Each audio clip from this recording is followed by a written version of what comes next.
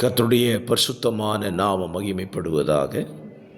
ஆசீர்வாதமான ஒரு நல்ல காலவெளியில் பாளையங்கோட்டை இந்திய தேவ சபையில் இருந்து காலை மன்னாவை உங்களுக்கு வழங்குவதில் மிகுந்த சந்தோஷம்.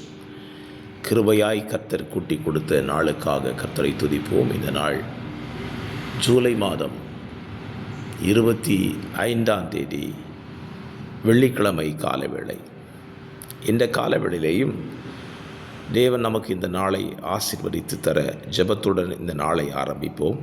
பரிசுத்த பிதாவே, நீர் கொடுத்த இந்த நல்ல நாளுக்காக நன்றி. இந்த புதிய நாளுக்குரிய சகல நன்மைகள், ஆசீர்வாதங்கள், ஜீவன், பலன், சுகம் யாவையும் எங்களுக்கு தந்து நடத்தும்.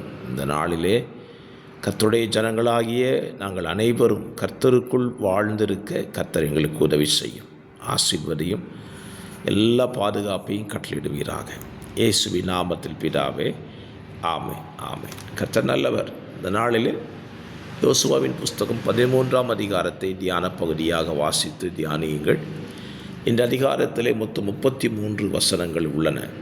இந்த அதிகாரத்தினுடைய சாராம்சம், யோசுவா முதிர் வயதானதினாலே தேசத்தை சுதந்திரிக்க வேண்டியவர்களுக்கும் பங்கிட்டு கொடுக்க வேண்டியவர்களுக்கும் பகுதிகள் இருந்ததினாலே அவன் அந்த பணியை செய்ய ஆரம்பிக்கிறான். அப்படி அவன் ஒவ்வொருவருக்காக சுதந்திர வீதத்தை பங்கிட்டு வரும் பொழுது 2 வசனத்திலே ஒரு கோத்திரத்தை அவன் குறிப்பிடுகிறான்.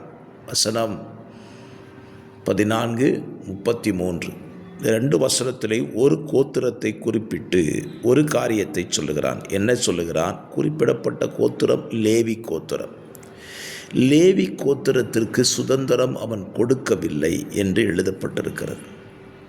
காரணம், லேவியருக்கு சுதந்திரம்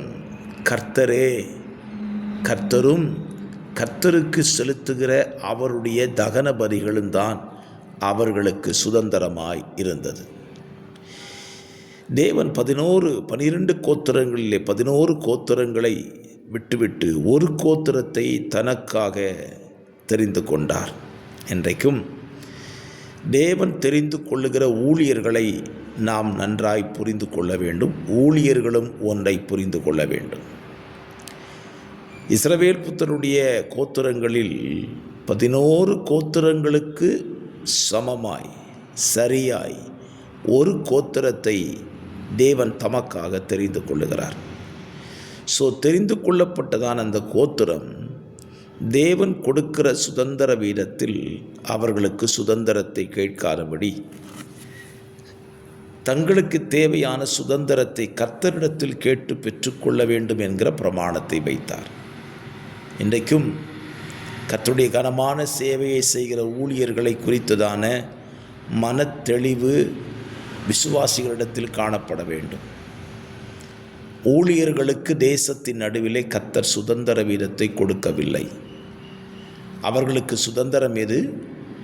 ஆலயங்களில் செலுத்தப்படுகிற பலிகள், தகன பலிகள் தான் அவர்களுக்கு சுதந்திரமாயிருந்தது.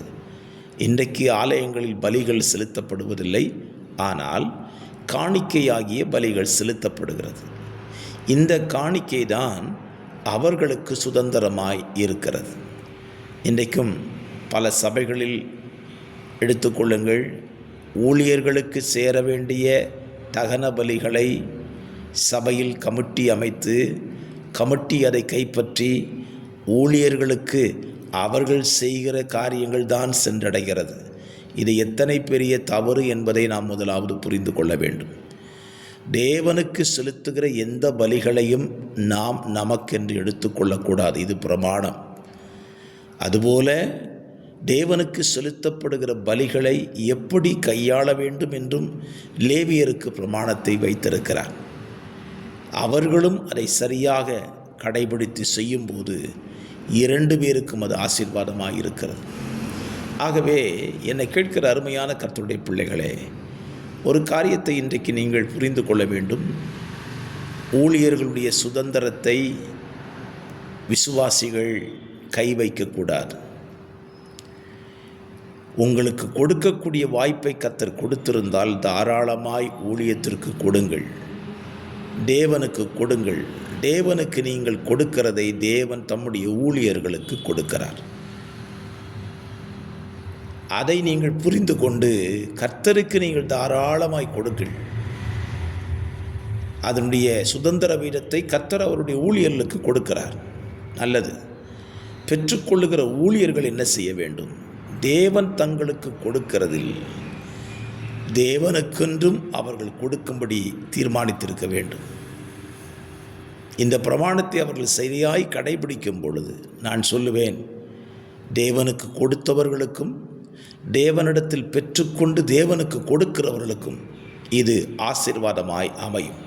ஆகவே தேவன் கொடுக்கிற சுதந்திர வீதத்தின் மேல் யாரும் கரம் வைக்க வேண்டாம். ஞானமாய் நடந்து கொள்ளுவோம். கர்த்தர் உதவி செய்வார். பரிசுத்த பிதாவே, இந்த காலை தியானத்தின்படி தேவன் கொடுக்கிற சுதந்திர வீதத்தை ஜனங்கள் கை வைக்காதபடி காத்துக்கொள்ள உதவி செய்யும். இயேசுவின் நாமத்தில் பிதாவே, ஆமென்.